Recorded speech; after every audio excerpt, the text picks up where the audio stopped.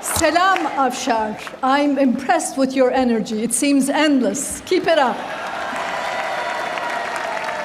I would like to start by giving voice to a 12th century Persian poet, Sadi. He said, "The children of Adam are limbs of one another, created from the single substance. When one limb suffers misfortune, the others cannot be at rest. You, who do not suffer the pain of others, do not deserve to be called human."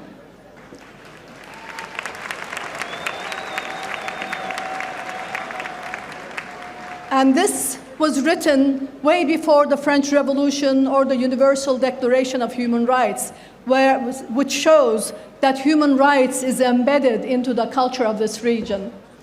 Now, the testimonies that we received yesterday from the Afshar residents put our humanity to test.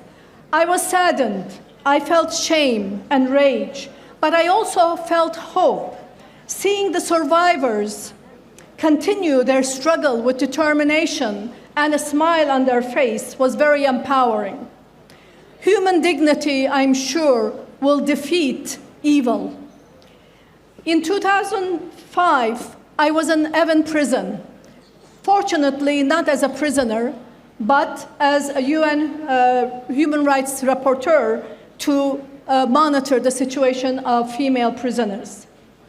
Of course, the authorities were informed of my visit, so the conditions in the prison was very impressive. Very clean, sheets, nicely put, etc. And female prisoners with a frozen smile on their faces. But I did manage to talk to the prisoners, and they did relay some of their experiences, some of which were very similar to the ones we heard here. I'm from Turkey, and we share a common history and a common region with Iran. Sometimes friendly, sometimes maybe not so friendly, but we do share much. We live in a troubled region, unfortunately. The geopolitics of the region and its unique strategic position has historically been a source of attraction to hegemonic powers, a cause of instability for individual countries, the region, and the world at large. We, the people of the region, have aspirations for rights and freedoms, which have often been taken hostage by other concerns, such as oil or security rhetoric, etc. This has at times provoked or justified repressive regimes and helped them to sustain their oppression.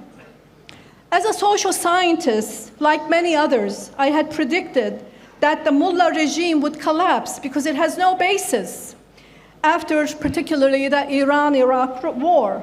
But this didn't happen. They continued. The international context was not conducive. The mullah regime prevailed, and oppression of Iranian people continued.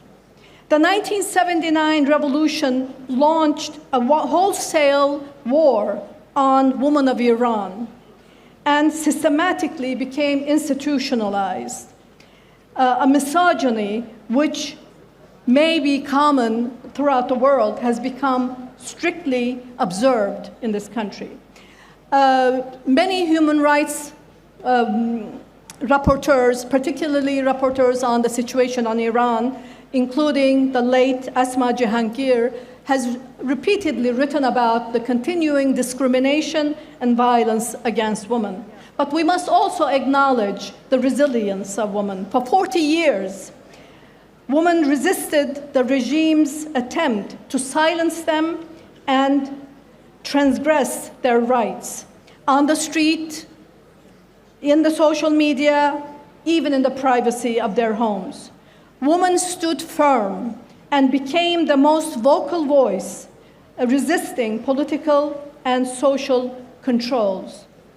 The new generation of Iranian women who are the product of the revolution era are as bold, if not more, as their predecessors in defying boundaries imposed on them. Streets of Tehran are increasingly more colorful and vocal.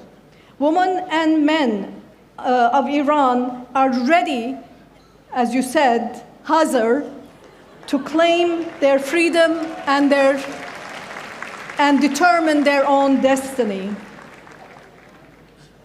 Those of us who are supporters of freedom and justice in Iran must join forces in a more determined way to take measures that would empower the Iranian people's struggles.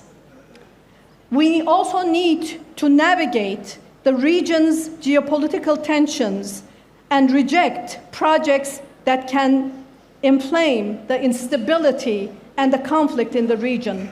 I would like to join Mrs. Rajavi, who has argued that religious fascism can only be defeated by forces that reject misogyny, and in this context, women are a decisive factor. Iranian people, men and women alike, are the force of change. Till we meet in Tehran. Teşekkür.